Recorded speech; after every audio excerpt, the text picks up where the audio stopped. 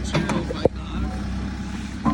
As you can see, the old patterns, red, pretty sheets, blue, that one down below, that tropical looking color. All of these are amazing. This came from a woman who sewed with her life, so she saved all the sheets, all the materials. I like that one. I want to do that with the light blue, or that one with one of the other ones I have. There's a bunch in there. And then there's more in here. We're having our land done. So I'm going to get in my little RV here, tuck away, and I'll show you what I got. Look at that ugly edge I took. I got another tote. I got another, these are all cut ones. I got a bag like that, and I got another bag in the, let me sit down, I have heat exhaustion. I got another huge bag of beautiful material I got at the thrift store for $80. But it's all king sheets with the fitted and the pillowcases. And what I'm gonna do is I'm gonna start making baby rugs for by their crib. And I'll have to be careful, but I'm gonna do that and then make them a mattress, because I made one for my dog, and that with a super puffy stitch that I created. Now I'm gonna go into 3 puffy stitch. It is adorable. My brother-in-law loves his rug. And I think he does. He always wants to carry it around, but I think he does. I have so many materials now, it's insane. So I'd have to go through them, pick the colors I want, but I have yet to make one for myself. See, I always get the ugly colors. Put it on mine. This one's a cute little one. My husband loves his rug. They get dirty really quick with him. Oh, I scored. For 3 totes, I paid $45, no tax. I was wheeling and dealing on that, and there's still more materials. The 2 large bags of king sheets, the other tote, which is there, and that one has gorgeous burgundy in it. I'm so excited, but my hands are so sore. So that's the update on thrift store sheets and how many you can get. And this was in the corner of the thrifts, like it was off in a corner, like nobody even cared about it. But it had totes, so I got the 3 free totes too. So that's the whole story about thrift store sheets and totes of material from a woman who passed away. And then every piece of material she had, she just kept shoving it in the tote. And they're really nice materials and really funky colors, which makes really good rag rugs. I'm gonna start putting mine on Etsy. I'm gonna start making some small rectangulars, some octagons, and start selling them just like the dog mats. That would be cute. Just little cute stuff I can do while I'm getting older. And you know, I'm 57, I'm old. I love making them. I like crocheting them, but with my hands getting so bad, because I worked with my hands my whole life, so they're just getting tired, you know. And so using the Amish toothbrush is easier for me. So for those of you that want to see me do the video, don't you like the way my yard's getting done, and I like start making a film out there, and then I come in here like a crazy rug lady.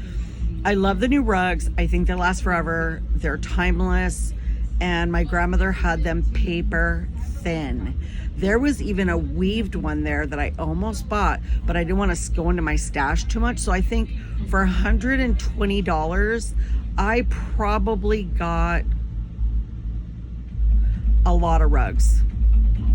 And I spent $110 on brand new material at Walmart, and it was worth it to me because I had never bought them.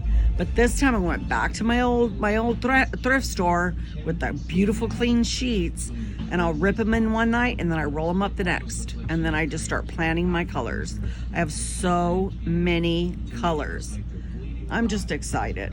I'm not feeling good right now, but I'm excited about the house and the homestead and wild berries, and I'm also excited about making things that people can use that last a lifetime and that mean the world to you. And literally you might have to, like, I don't know, you might have to like put it in your will, who gets the rugs, because once they're cleaned again, they're like brand new, and they smash down. And the super puffies are for like babies and stuff. Well, the super puffy stitch works, you guys. You really need to try it. And when you lift up that stitch with your thumb or finger, which my thumb's all sore today, when you lift it up and then pull tight on the other end, it creates like a little divot, but it's tight, so it's not going to go anywhere. Then you make another little divot, and it's like little cotton balls. You should feel. My husband walked on that rug. He said, "You got to be kidding me." I said, "I know. The crocheted ones aren't the same as the Amish ones. The Amish, you can kind of play around with the stitches." So anyway, that's what's going on. I'm probably going to post a video soon. We're not so busy outside because husband has to do the camera work, because I don't know what I'm doing other than making a million things. So that's what's going on. Love all you guys. Thanks for the love. And the next one we're going to do is a burgundy rug. Oh, and we're going to dye materials. I'm going to show you guys how to tie dye, and then you can do that on your rug and get these pops of color. Like you could do red, and then like another favorite color, like maybe bright yellow, and then like a pale white or something. But I am going to dye my materials. Oh, so I don't have all this light blue. I can just get some of the light blue, make it pink, make it green, any color I want. And I wanted to start with like a flower color, so like yellow, and then like green, and then like brown, and on the edges make another pretty, like, I don't know, the flower. I'm trying to abstract because there's so little Amish ways to do things. With crochet, you can jump and hip stitch and do all this stuff. So I'm digging into the Amish handbook. I'm looking at it, reading it.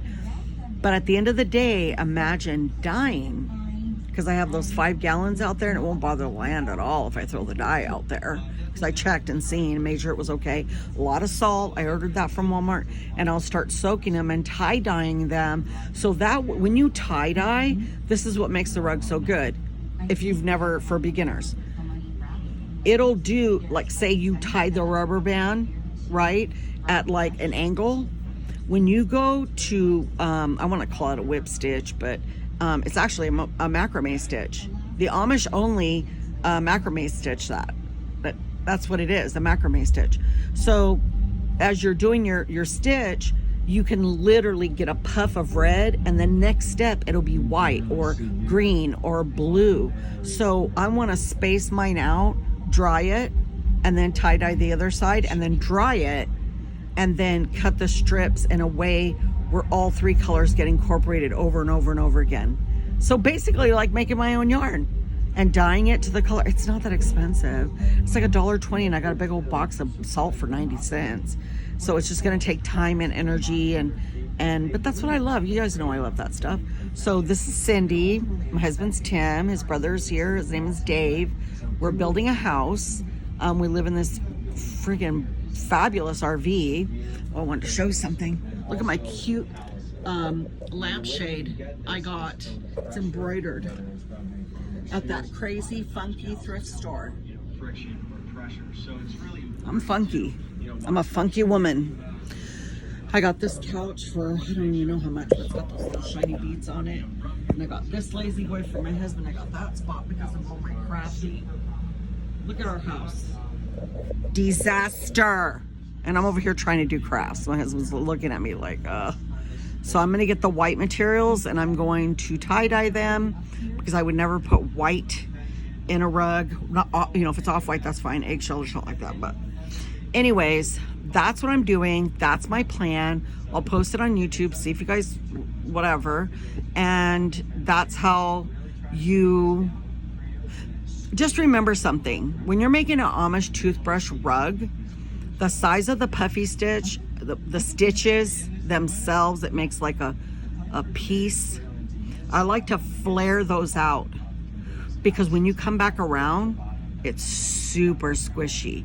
And you have to remember with these rugs, you want it to be secure, but that's why you go under and over.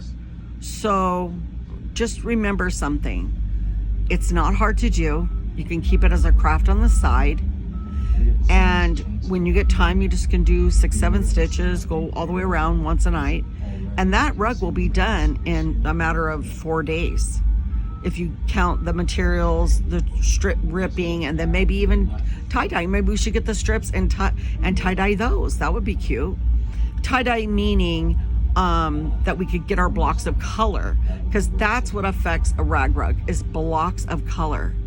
Wouldn't that be cool if you look at the rug and it's all like coming out different and you're like, how did she do that? So instead of locking in the strips, so I'm gonna do a different kind of way to attach the strips also. Make sure I do a video on that.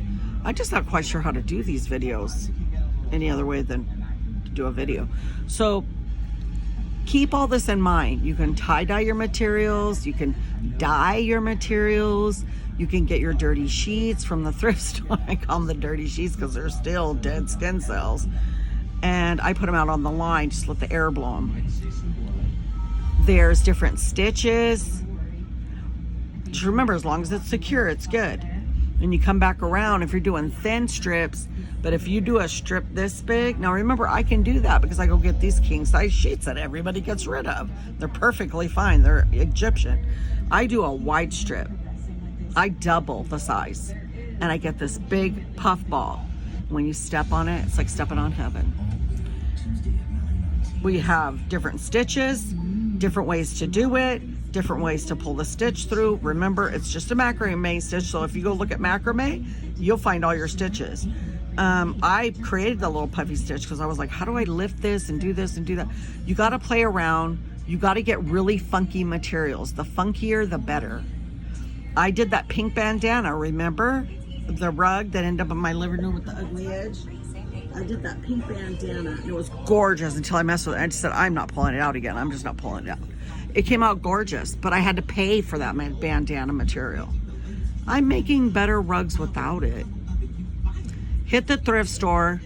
If sheets are dirty, don't worry about it unless it's a big black stain or something. Might be look cute.